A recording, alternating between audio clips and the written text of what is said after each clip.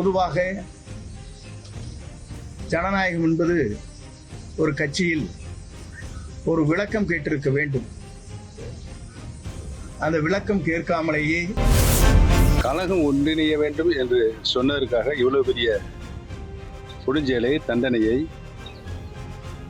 தர வேண்டுமா என்பதுதான் இன்றைக்கு தமிழகத்தில் இருக்கின்ற மக்கள் அனைவரும் கேட்டுக்கொண்டிருக்கிறார். கழகம் பிரிந்ததிலிருந்து 2-3 அணிகளாக பிரிந்ததிலிருந்து அனைத்து தேர்தலிலும் தோல்வியை சந்தித்திருக்கிறோம். அவரை பதவியிலிருந்து நீக்குவது என்ன சொல்வது? அதான் நான் சொன்னேன், கெடுவான் கேடு நினைப்பான், விநாசகாலை விபரீத புத்தி என்பார்களே, அது போல ஒரு செயல் நடக்கிறார்கள்.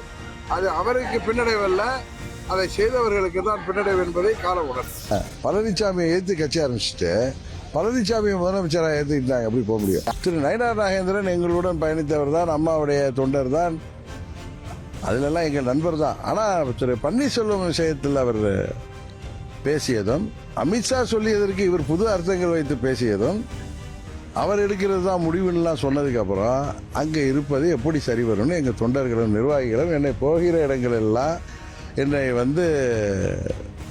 அவர்கள் கேட்ட கேள்விகளுக்கு பதில் சொல்ல முடியவில்லை.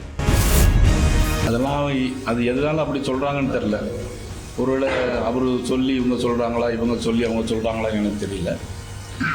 அந்த குற்றச்சாட்டுலாம் நான் பொறுப்பேற்க முடியாது. யார் ஒன்று சேர்ந்தாலும் இந்தியா கூட்டணிக்கு சவாலாக இருக்காது. என்ன காரணம்னா, இவர்கள்லாம் ஒரு சந்தர்ப்ப சூழலில் இந்த அரசியல் பண்ணுறாங்க. மக்களுக்காக நாங்கள் பண்ணுறோன்னு கிடையாது. மக்களுக்காக பண்ணால் எப்போ ஒருங்கிணைஞ்சிருப்பாங்க? அது வாய்ப்பே கிடையாது. ஒரு வேளை நீங்கள் சொல்கிற மாதிரிலாம் ஒருங்கிணைஞ்சாங்கலாம் அண்ணன் எடப்பாடி பழனிசாமி எதிர்கட்சி தலைவர் அவங்க வீட்டான போய் வைக்க வேண்டிய நிலைமை வந்துடும். இப்போ அவங்கெல்லாம் இவங்க வீட்டா நிற்கிறாங்கல்ல, இப்போ இவர் போய் அங்கே நிற்கணும். செல்வ பெருந்தகை விமர்சனம் செய்யற அளவுக்கெல்லாம் ஒன்றும் தேசிய ஜனநாயக கூட்டணி பலவீனமானது அல்ல. அதனால அவங்க மூழ்கும் கப்பல்ல அவரு உட்கார்ந்து கொண்டிருக்கிறாரு. அகில இந்திய அளவில் காங்கிரஸ் எந்த நிலையில இருக்கு?